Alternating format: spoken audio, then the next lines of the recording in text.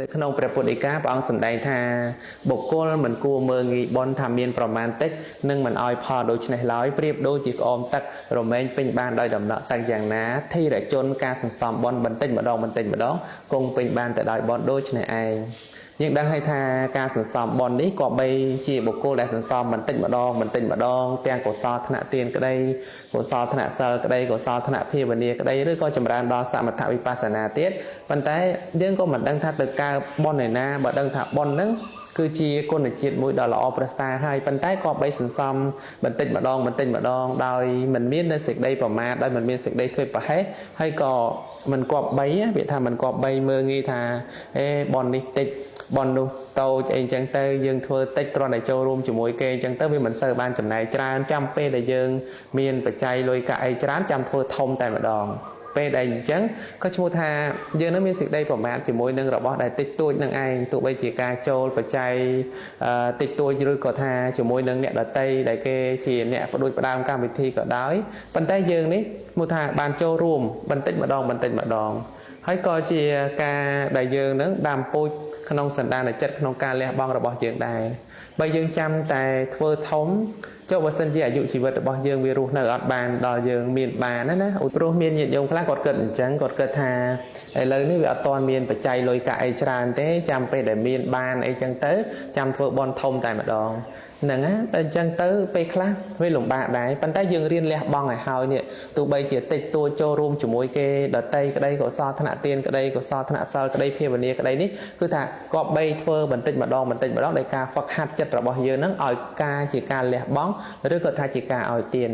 ប្រសិនបើយើងចាំពេលនេះចាំពេលនោះក្រែងលោថាចិត្តរបស់យើងនឹងពីដើមវាជ្រះថ្លាពិតប្រាកដមែនប៉ុន្តែដល់ទៅពេលនោះស្រាប់តែវាមានជួបឧបទ្ទវហេតុអ្វីមួយឬក៏រឿងរ៉ាវអ្វីមួយដែលវាត្រូវប្រែប្រួលទៅធ្វើឲ្យសេចក្តីជ្រះថ្លាមិនកើតឡើងឬក៏អាយុជីវិតរបស់យើងមិនអាចតាំងនៅបានអានឹងក៏អត់ល្អដែរដូច្នេះការរៀនលះបង់បន្តិចម្ដងហើយក៏ថាមិនគប្បីជាការមើលងាយនៅបននោះទេដោយដែលក្នុងប្រគាថាធម្មបទព្រះសម្មាសម្ពុទ្ធព្រះអង្គសម្ដែងជាមួយនឹងសេដ្ឋីជើងឆ្មានឹងអញ្ចឹងថាមីវមញ្ញេថាបញ្ញសនមតាំងអាកមីសតេឧតបន្តុនិបាតេនៈឧតកុំភោបេបរតេអពរតេធិរោបញ្ញសៈថោកាំងពេអាចនាំងបុគ្គលមិនគប្បីមើលងាយនៅបនថាមានប្រមាណតិចនឹងមិនឲ្យផលដូច្នេះឡើយប្រៀបដូចជាក្អមទឹកនេះរមែងពេញបានដោយដំណក់ទឹកដែលធ្លាក់ចុះបន្តិចម្ដងឬក៏មួយតក់ហ្នឹងណាយ៉ាងណាមិញធិរជនអ្នកមានប្រាជ្ញាគប្បីសន្សំបននេះបន្តិចម្ដ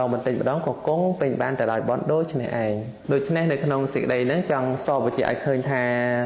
ក៏បីសន្សំព្រោះក៏បីហ្វឹកហាត់ចិត្តរបស់យើងបន្តិចម្ដងដោយការឲ្យទានរក្សាសិលជាដើមនឹងឯង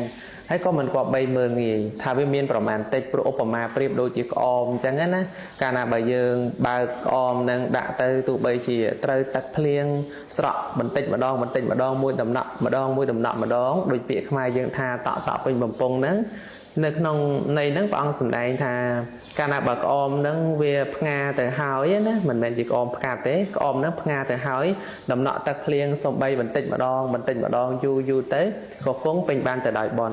ដោយព្រះបរមពុរិស័ទក្តីព្រះបច្ចេកពុទ្ធក្តីអរហន្តសាវកទាំងឡាយដែលប្រាថ្នាពុទ្ធភូមិឬក៏ពុទ្ធមេដាពុទ្ធបិតាហ្នឹងសិតតែមានសេចក្តីប្រាថ្នា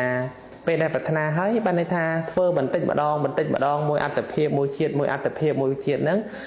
ឬក៏ថាតម្រាំបើយើងចាំមានពេលវេលាគ្រប់គ្រាន់ចាំយើងប្រមូលឬក៏កើបយកតែម្ដងអាហ្នឹងគឺវាជារឿងមួយដែលមិនងាយស្រួលនោះទេដូច្នេះការសន្សំការហ្វឹកហាត់រៀនក្នុងការលះបង់បន្តិចម្